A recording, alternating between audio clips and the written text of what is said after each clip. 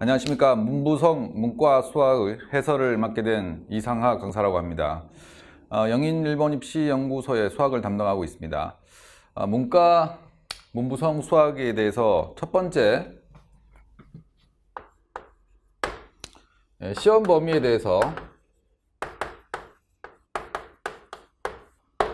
간략하게 말씀을 드리겠습니다. 시험 범위는 일단 1번 입시는 이제 1A, 2B, 3로 이루어져 있는데요. 문과 수학은 일단 1A에서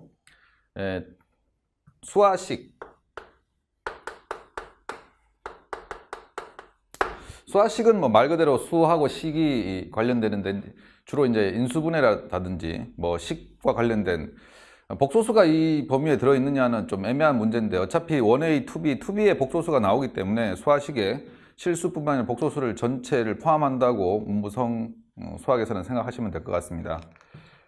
두 번째 2차 함수 중요하죠. 가장 중요하고 2차 방정식, 2차 부등식과 섞여서 아주 중요한 파트죠. 2차 함수는 항상 2차 함수가 해결이 안 되면 사실 수학적으로 어려움을 겪게 되기 때문에 2차 함수가 어느 정도 되느냐에 따라서 수학의 성패가 갈린다고 봐도 무방한 단원 같습니다. 세 번째는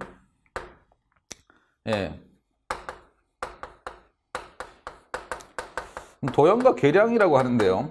요거는 이제 제가 간단하게 적어드리죠. 여기는 이제 삼각비.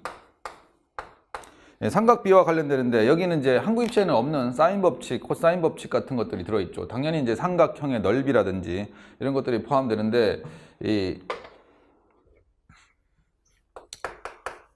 사인 법칙, 코사인 법칙.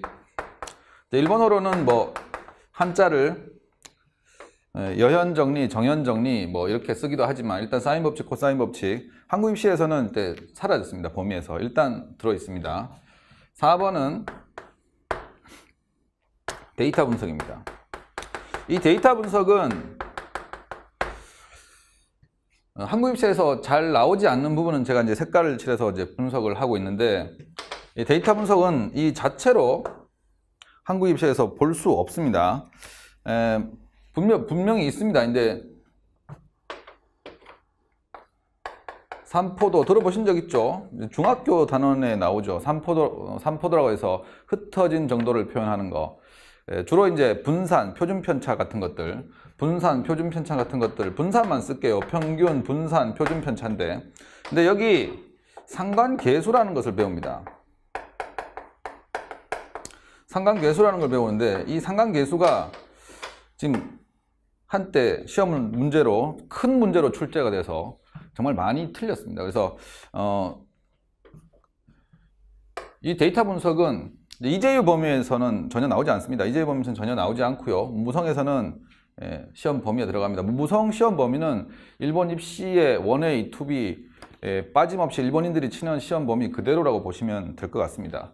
이게 이제 원 파트고요. A 파트에는 좀 여기서 A 파트는 뭐 특별한 것이 없습니다. 연결해서 적겠습니다. 확률 뭐 다 아시는 거죠. 확률. 그 다음에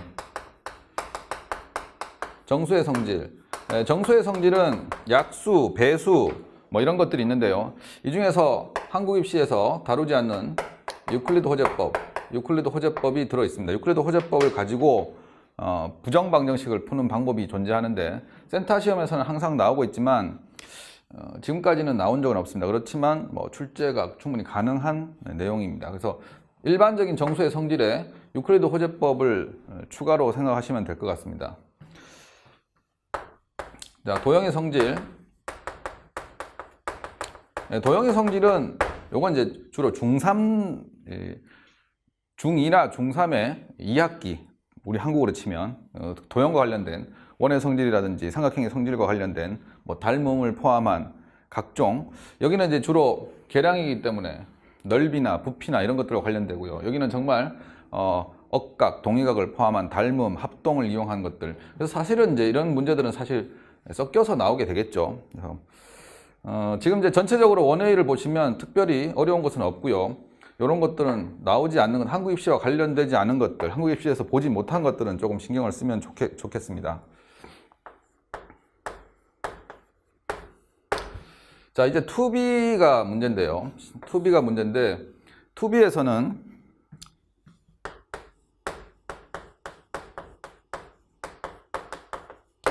여러 가지 식이 있고요. 이 여러 가지 식에 한국 입시에서 나오는데 뜬금없이 이제 이항 정리가 이렇게 불쑥 들어가 있어요. 이항 정리가 이렇게 불쑥 들어가 있고 작년 문제에서 조금 난이도 있게 나왔습니다. 나머지는 뭐 우리가 흔히 얘기하는 부등식의 증명들, 산술기하, 그다음에 코슈바르츠 같은 증명들이 들어 있고요.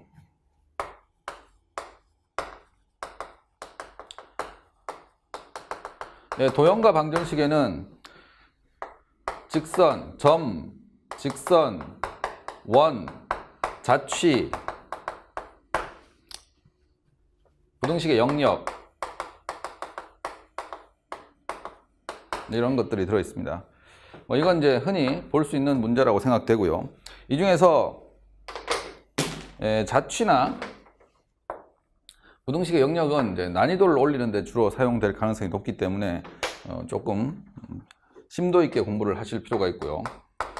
지수함수, 로그함수,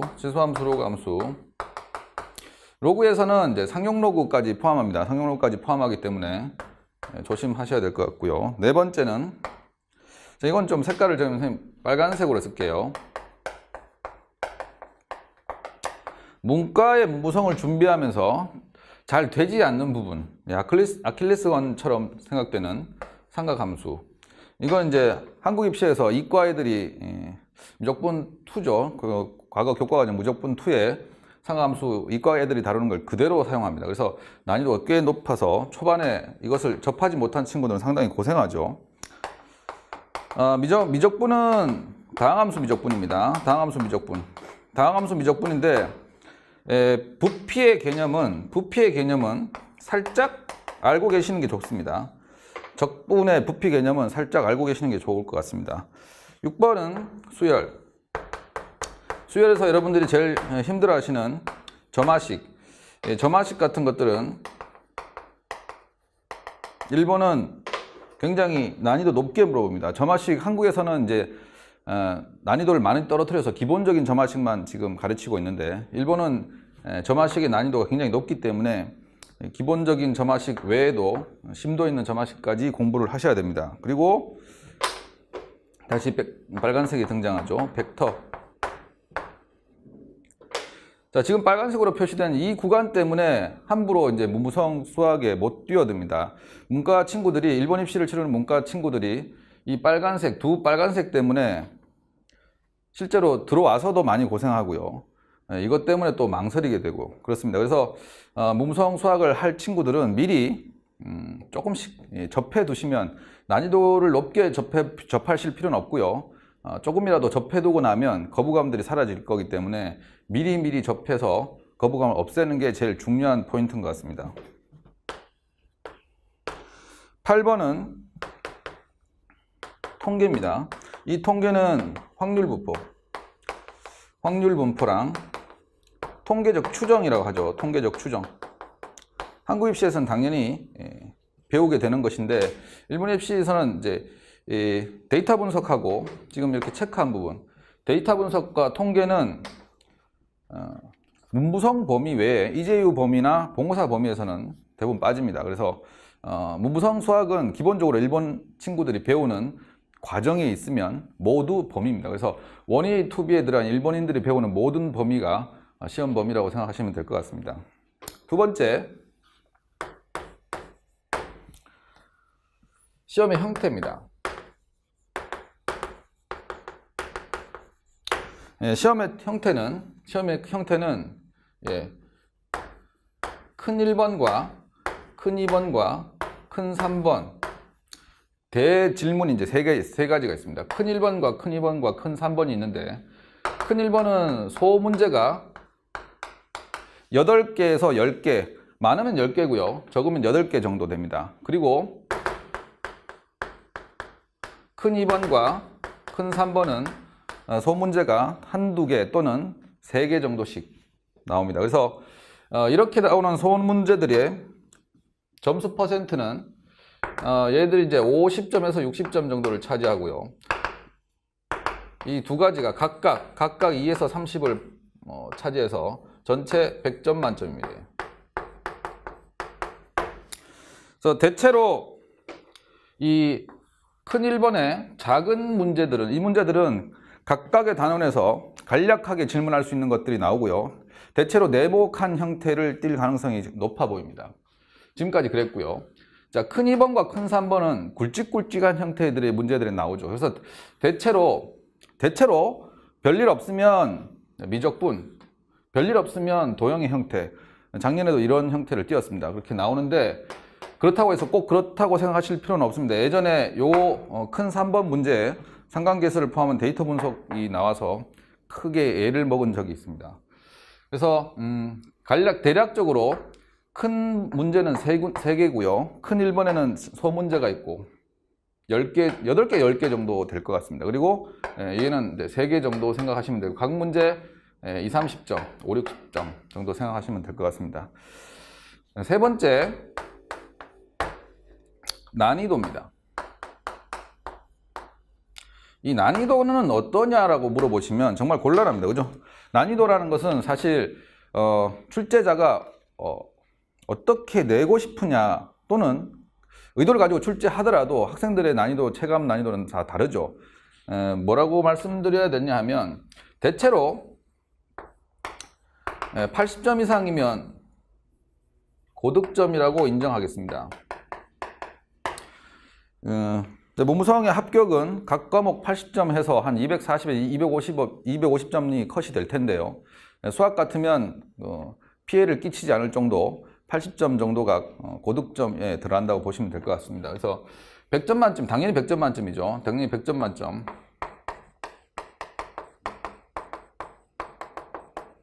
자, 그런데 작년 같은 경우에는 2018년도에 치러진 문무성 수학 같은 경우는 너무 어려워서 이 꽈락이 존재하는데 50점 꽈락이 존재하는데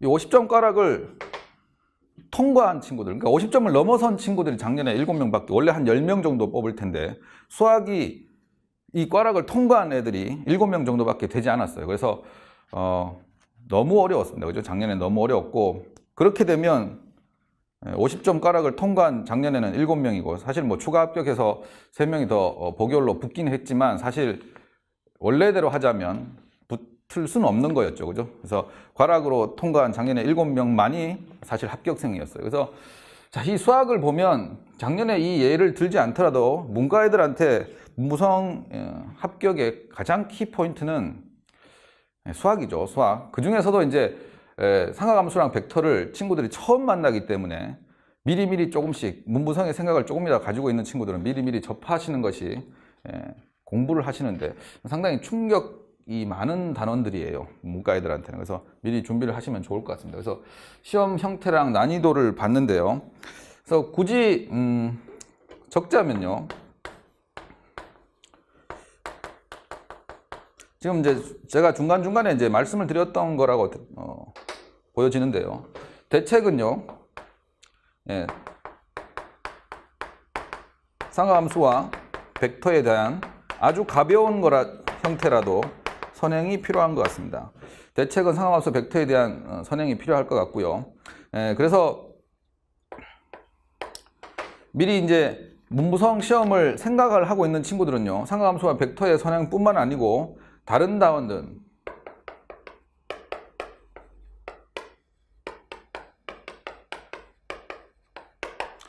다른 단원들의 심화라고 이제 생각이 됩니다. 그래서 문무성 시험 자체를 보면요, 문과애들 전체의 흐름에서 수학은 이제 결정적이라고 볼 수 있습니다. 그래서 지금 전체 단원을 보여드리고 시험 형태랑 난이도 대책을 보여드렸지만 조금이라도 문부성에 관심 있는 친구들은 미리미리 상하함수랑 벡터를 선행하시고 나머지 단원들도 역시 잘 하셔야 됩니다. 작년과 같은 고난이도 문제가 나와서 애들이 꽈락으로 통과하지 못할 라는 보장이 또다시 없기 때문에 다시 또 나올 수도 있는 거죠. 보통 평범하게 나오면 이제 50점 정도는 다 넘기게 되죠. 50점 정도는 다 넘기게 되는데 작년처럼 나와서 고통받는 일이 없도록 미리미리 준비를 해 두시면 좋을 것 같습니다. 이상 수학에 대해서 간단히 정리해 드렸습니다. 감사합니다.